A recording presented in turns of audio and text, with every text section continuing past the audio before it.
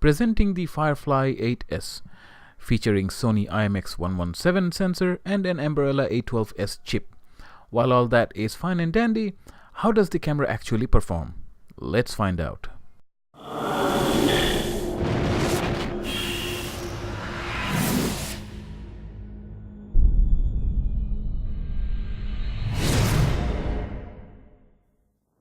This video was sponsored by GearBest, so if you are considering any purchase from GearBest, let me know and I can ask them to provide a discount coupon. You can contact me from the Salzburg website or via social media.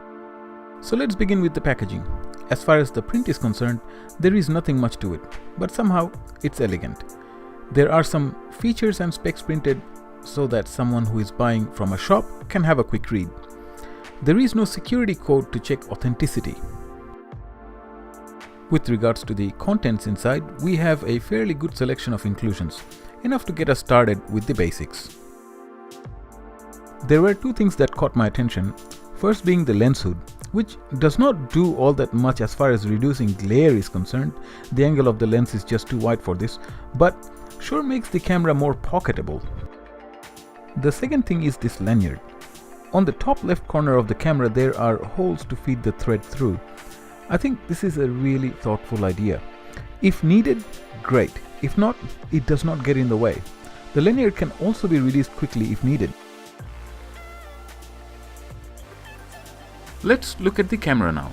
Normally I'm not all that bothered about how something looks, but I have to say, the design of the camera looks a bit old, like something from the last decade. But that in itself is not a bad thing.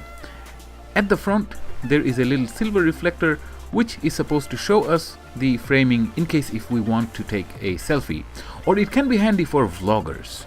Other than that, at the front we have the power or mode button.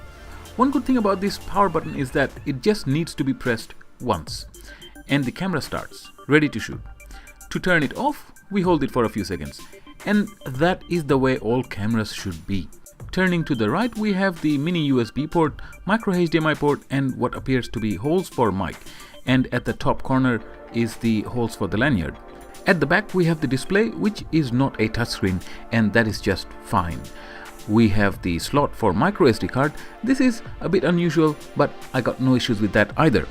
Below that there is a shortcut button to review your files, and that is handy.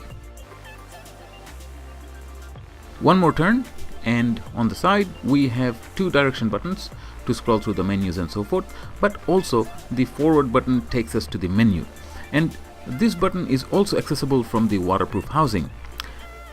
The back button turns the screen on or off. At the top we have the action button that also lights up when the camera starts or flashes when filming, and on that note, when filming, menu button and media button also flashes at the same time. These LEDs cannot be turned off from the menu. As an indication, if you are in video mode, the LED that says Firefly 8S is blue. In picture mode it turns green. At the bottom we have the 1/4 inch thread. Yes, this is important. It gives the camera more flexibility for mounting. The battery compartment slides out and opens on metal hinges. This is spring loaded and is well built overall. So my impression on build quality is actually good. There is nothing wrong with the build quality. The buttons have a good feel to it. The camera is made of plastic. It's not pretending to be anything else, and there is nothing bad to report on that. So when I said it looks old-fashioned, it doesn't matter if it does. Navigation in the camera is well sorted. There is no touchscreen as mentioned earlier, and it's not needed either.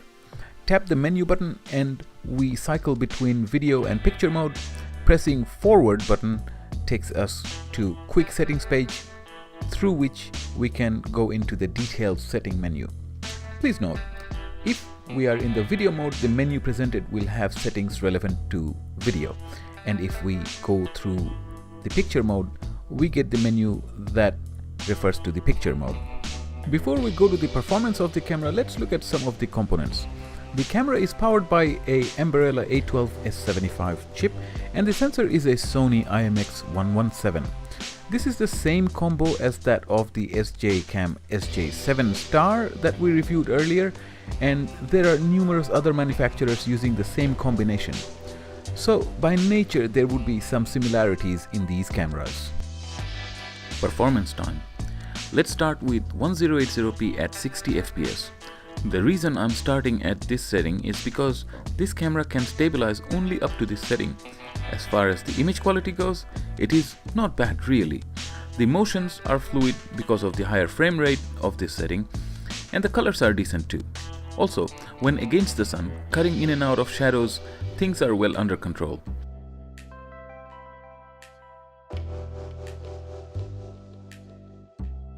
Going underwater was hardly any issue with the waterproof case.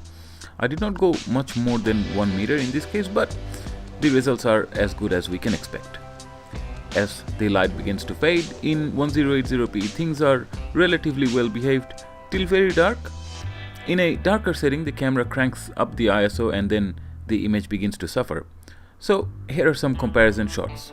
Plenty of light, slightly less light, and rather near sunset. I'll use this shot to also touch upon the gyro, which is doing its job. If you notice the trees at times they shake, that's because the camera was shaking due to road vibrations. Overall, not bad. One may say that I mounted the suction mount while there were some dirt on the car. It might fall off. Well, it did. It's okay. I was not going that fast and the waterproof case did a good job of not breaking. Moving on to 4K. It exists, and it's true H.264 encoded video measuring in at 3840 x 2160, running at 30 frames per second. So if I punch in, there is still plenty of detail available. While the video quality of 4K is fine, it cannot stabilize the shot. This is a big compromise for an action camera. Now on to the slow motion capabilities. In 720p, the camera is able to do 240 fps. 720p is not the sharpest to begin with, and the data rate is 50 mbps. Slowed down 10 times, the motion is decent, but not the image quality.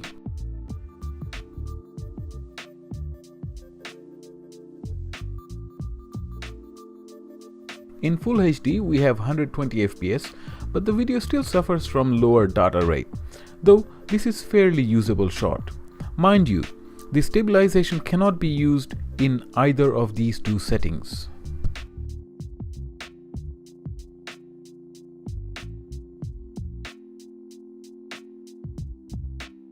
Back to Full HD in 60 frames per second. This is how I found myself using this camera most. 4K is good, but greater is the need for stabilization. But that is me personally. You may want to use the camera mounted on a tripod or something, and that's perfectly good thing to do. Comes down to the individual's own situation and setup. With regards to taking photo, you can, but it's not meant for that, and the results are just okay. Battery life in Full HD continuous filming, I got 1 hour and 5 minutes. 4K, I have no idea, since the camera will not film 4K for more than 1 minute for me. At random video lengths, it just turns off. So, what are my thoughts? The camera does its job, no more, no less. The umbrella chip is good, but can't handle stabilization at high resolution or frame rate. Then there are the other core related issues like H.264 is getting old or USB 2 is a slow thing. The bigger issue I'm faced with is, who is the manufacturer? What is the reputation of HawKeye? They don't even have a proper website. That would probably mean no after-sales service either, and no firmware updates. And on that note, I did face some intermittent software issue, specifically with 4K recording dropping out between 30 seconds to 1 minute. Can there be a potential fix for this via software update? Most likely not. At this point in time, the camera is selling for about $160. This is somewhat cheaper than the other cameras out there that uses the same chip and sensor. Can I recommend it? I have mixed feelings about it. Except for the 4K issue, which may be isolated to my review unit, I can't really tell. Other features of the camera works as advertised. I really want to like this camera. It's cheap. It has well sorted operations. Image quality is not bad. The brand is not strong and is not winning me over. Thanks for watching this video. Hope you've enjoyed it. If you would like to purchase this camera or any other for that matter, let me know. I'll contact GearBest to provide some coupon codes for discounts.